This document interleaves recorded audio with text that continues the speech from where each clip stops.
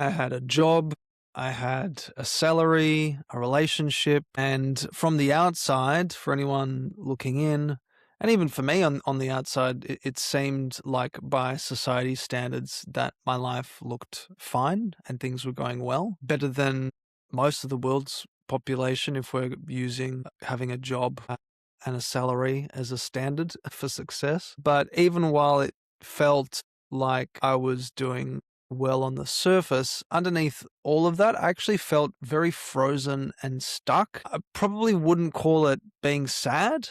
It wasn't sadness exactly, but I felt very flat. I felt very flat and kind of disconnected from what I was doing. Like I was just watching my own life happen from somewhere outside of it. It's just going through the motions of getting on a train and going to work and, and making calls in the office and, yeah, getting paid and going out for drinks and yeah, I guess doing the right things as far as my career and life, quote unquote right. But it didn't feel like anything was moving in a meaningful way, so to speak. And I guess what made it so disorienting is that I couldn't actually point to a reason because there was no obvious crisis.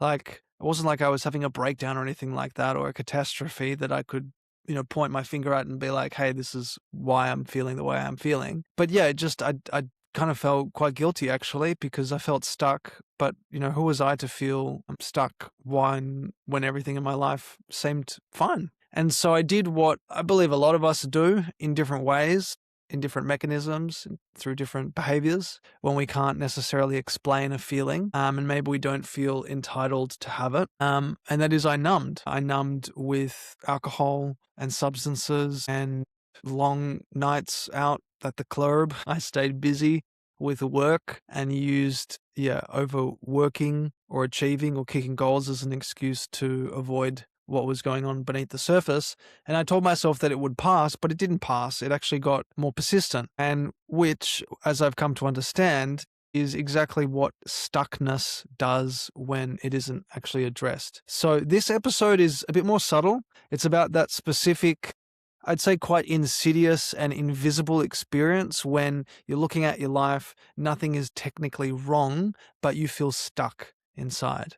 And we're going to go into what is actually happening in your nervous system when this occurs, why it's so much harder to recognize and name and label than a crisis or a breakdown, what the research actually says about why we freeze even in the clear absence of obvious danger, and most importantly, as always, a clear, gentle, practical way for you to begin coming out of it. And so by the end of this episode, when I've done my job well, you'll understand that this feeling that you're feeling doesn't mean that there's anything wrong with you. And it's really just a specific physiological state with a specific cause. And the good news is there is a way through it. So let's dive in. As I was saying, this was probably around maybe more than 6 years ago, 7 years ago. I was really bouncing around a variety of different corporate jobs, but because I never really felt quite settled and like I belonged in one place.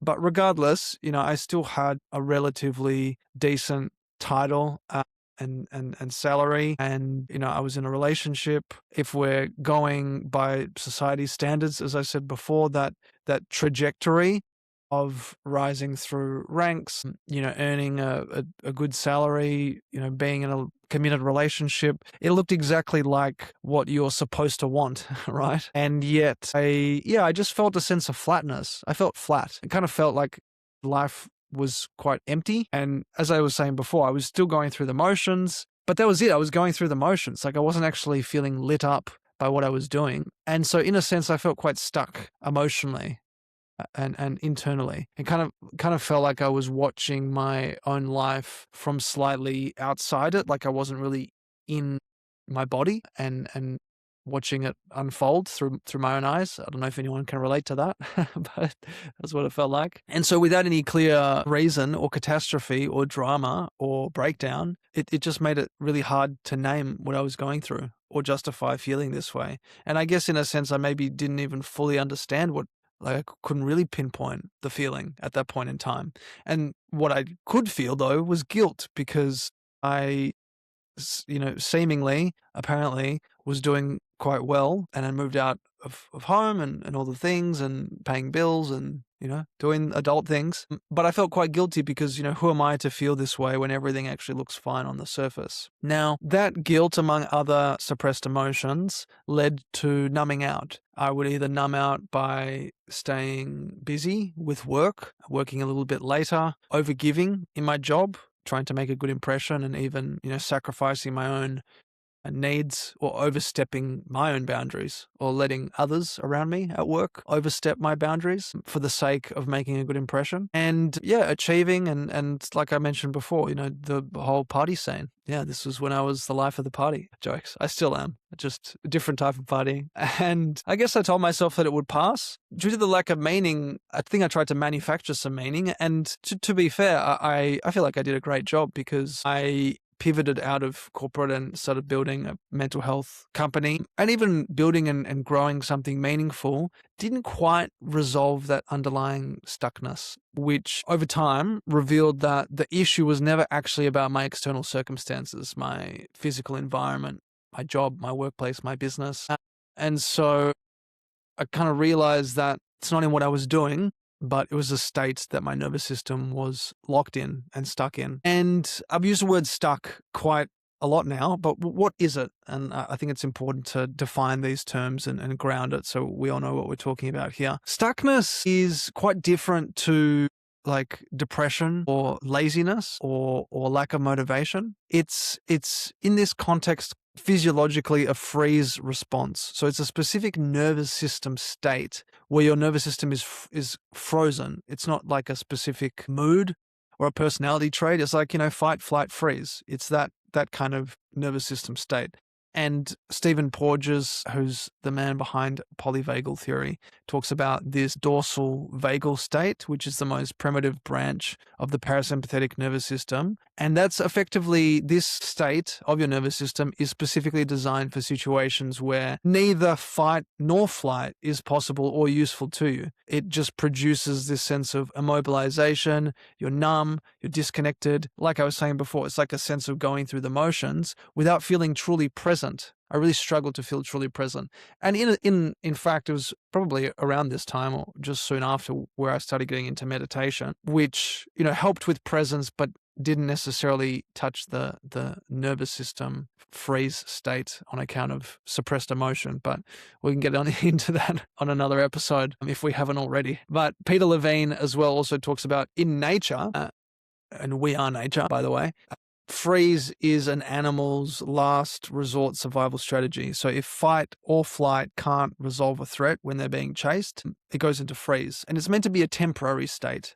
But the problem is with us humans is that we get stuck in this state long after the original threat or the danger has passed because your nervous system never received the signal that it was actually safe to come out of being frozen and stuck. And so the reason this happens, or the reason that this can be triggered, this sense of stuckness or frozenness, even in the absence of a crisis, is that the body is responding to perceived threats. They might be subtle, chronic, they might be rooted in much older, unresolved experiences, as was the case with me, and a lot of, unprocessed emotion that my body hadn't addressed. So how do you know if you're in a freeze state? Well, like I said, you might be feeling flat. That's probably a good word for it. Disconnected from your own body. So perhaps living from the neck up. So struggling to actually be in your body. Difficulty making decisions. There's perhaps a sense of time passing without anything really landing. Like you're not really being present for what the moment by moment unfolding of your life looks like. And so it might look like laziness because you might be feeling low motivation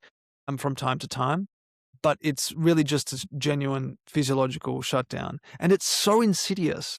It's so insidious and it's unspoken, which is why I'm speaking about it now, because it doesn't actually look like a crisis. I would assert a majority of again, like this is just based on anecdotal data and evidence. So I don't know if there have been any studies on this, but I would assert that based on my work and my experience and what I've noticed as well, looking out at the world, and in communities, that there is a large proportion of people that live in this stuck, frozen state, especially in the corporate world, because yeah, on paper, like life looks great and, you got a title and perhaps a sense of seniority and a good position, and a relationship.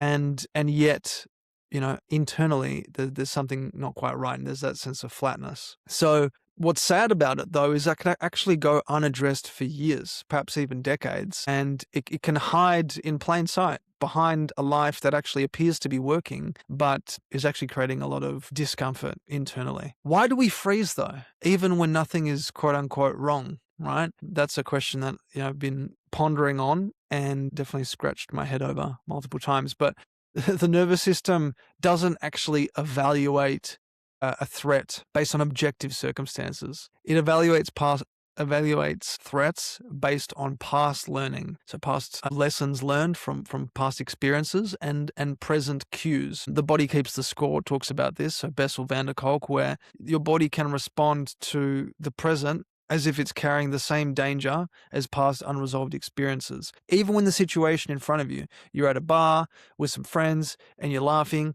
and you're joking and you just maybe got a promotion at work, and everything on the surface in the current situation looks calm.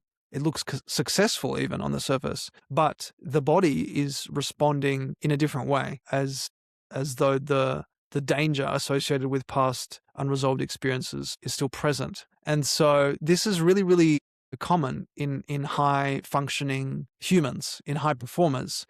There's a very specific kind of phrase, like I mentioned the corporate world, but I'm confident there are several, many business owners as well that are in this position too, where when someone is continuing to perform and achieve and meet external obligations and KPIs, but internally they're experiencing a huge disconnection from themselves and they're feeling shut down. This is really common among high achievers because functioning itself through achievement just becomes another layer of masking. It's just another mask that is being worn to cover up this stuckness and this freeze state. Now, there's a concept called alexithymia. Alexithymia. I think I pronounced that correctly. Alexithymia is difficulty identifying and describing one's own emotional states, right? So it's difficult for you to actually point to what you're feeling. And it's very, very common in people who are raised in environments, in childhood homes where emotional expression was discouraged or unsafe or shamed. And this is me. Definitely, I struggled for a really long time. I only really became conscious of my emotions until not until, I don't know, like 21, maybe 22. So yeah, for over 2 decades, I lived with alexithymia. I guess that's the word for, or language that for something that I didn't know that I had.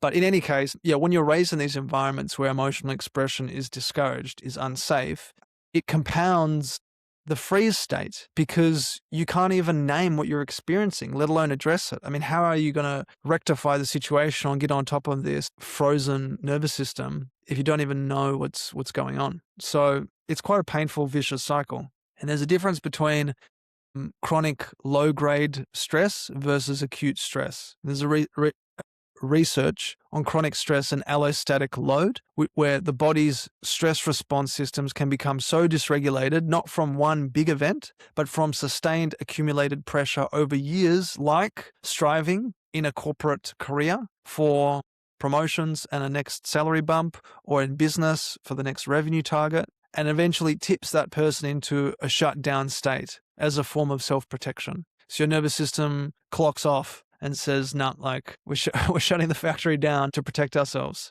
because we're so dysregulated from ongoing pressure, from ongoing pushing over so many years." And there's a cruel irony around this, where the freeze response that once did a fantastic, phenomenal job at protecting you from being overwhelmed is now the very thing that's preventing you from feeling alive. So it actually becomes your own prison, which is very sad. It's very sad. And I know what it's like, because there's a real cost of staying frozen. When stuckness goes unaddressed, for years, if not decades, there's a really compounding effect on relationships. I mean, how can you show up with your heart open and bond with the person in your relationship romantically, meaningfully, intimately, vulnerably, if you're shut down emotionally and in your nervous system? It compounds on your creativity.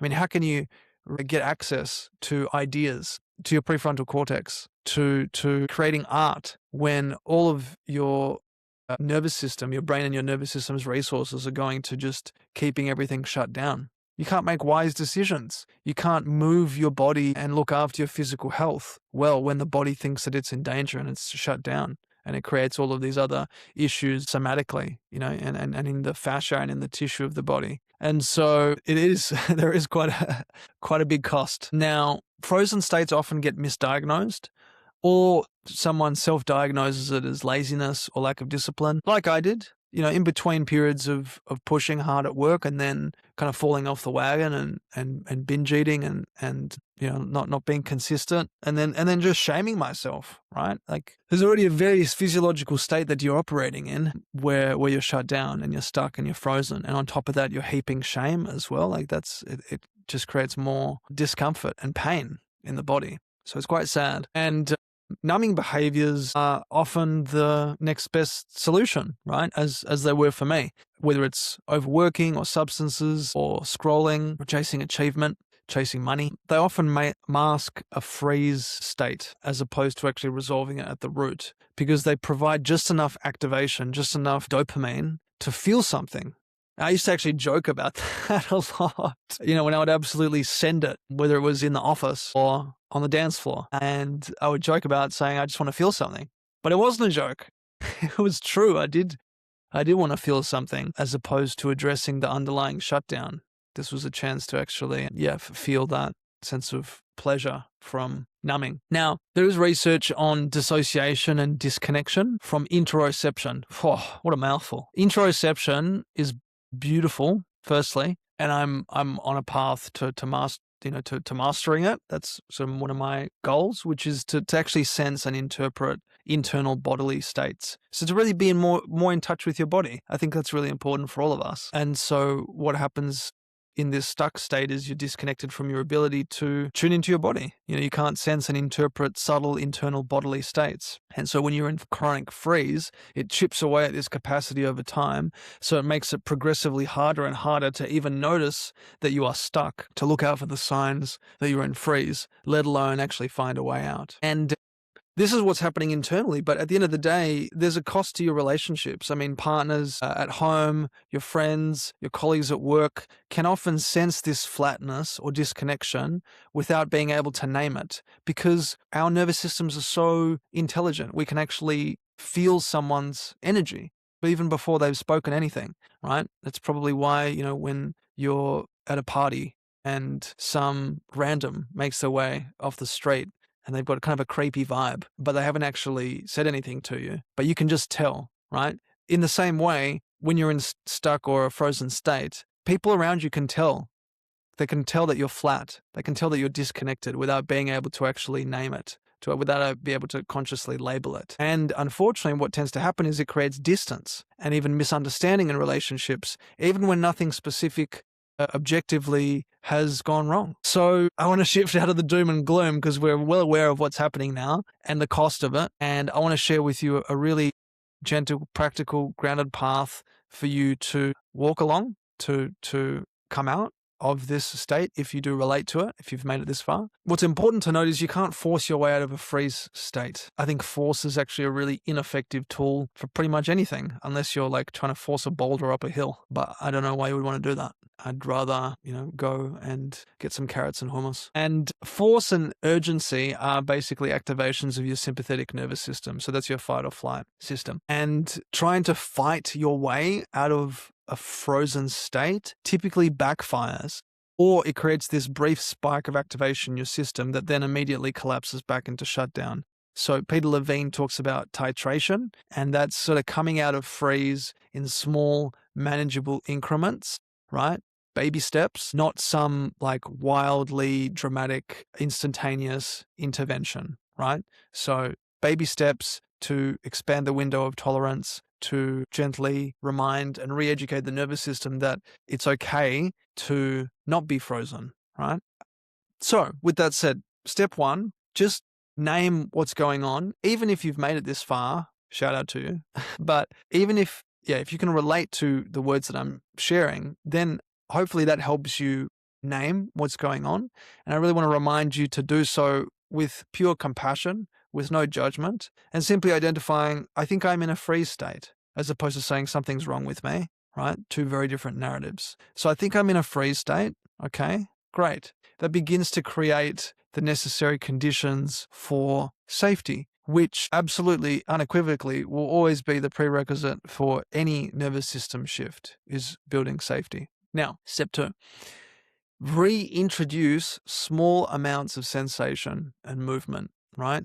This is all about helping you build your interoception, as in to help you more readily sense and interpret your internal bodily states. And you can do that through gentle physical movement, like walking, stretching, shaking out the limbs. It just, while it might seem trivial and simple, it actually signals to the nervous system that, hey, it's safe to begin discharging this stored energy. So it's important to know it should be small, gradual, not like some really, really intense exercise, because that can sometimes overwhelm an already depleted and shut down system.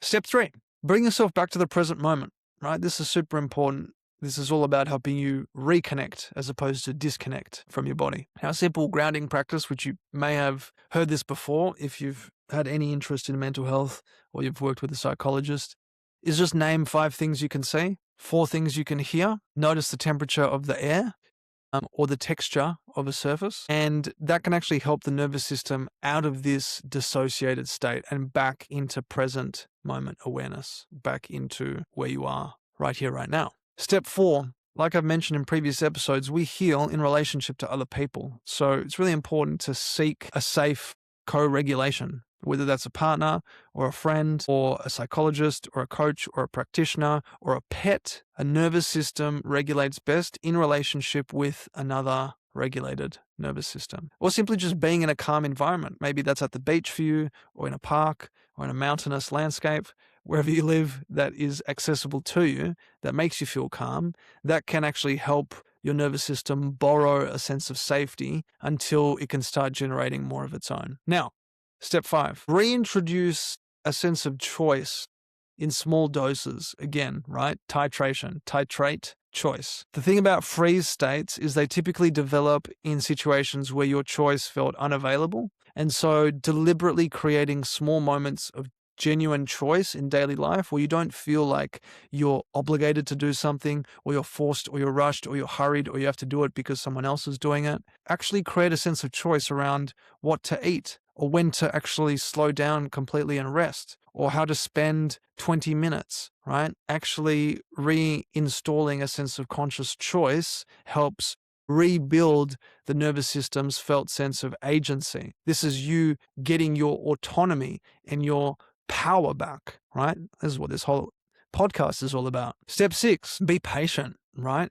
I'm still working on this, right? And as I said, this is still relatively recent for me, but coming out of a freeze state that's been present for months or years or decades, as was for me, it doesn't happen in a single breakthrough moment overnight, right? I wish it did. It's an ongoing practice, like going to the gym or eating healthily or brushing your teeth, right? It happens through repeated, gentle signals of safety over time, right? Each time you do it, you're setting a new baseline. As always, super, super important to get support with this, right? Like, it's really difficult to do this alone. So if you can relate to being in a entrenched freeze state, working with a trauma-informed therapist or coach or practitioner can actually provide a sense of safety and structure and support to navigate these deeper freeze patterns, in that safe environment. So with that said, let's bring this in for a landing, because if you feel, or if you have been feeling stuck for some time while your life looks fine on the outside, I just want you to know that there's nothing wrong with you at all. It might seem that way, but it's not.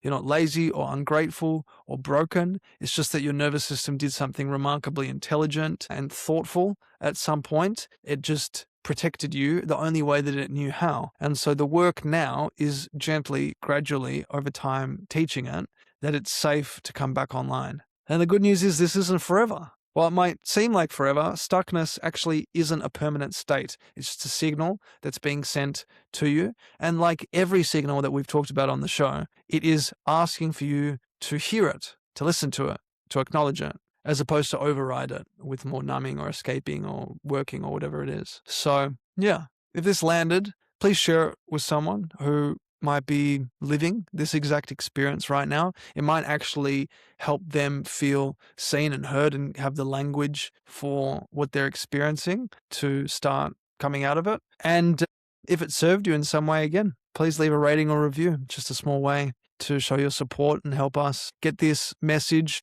out there to more people to create more liberated human beings and souls. And with that said, thank you. I love you so much. And I'll see you in the next episode.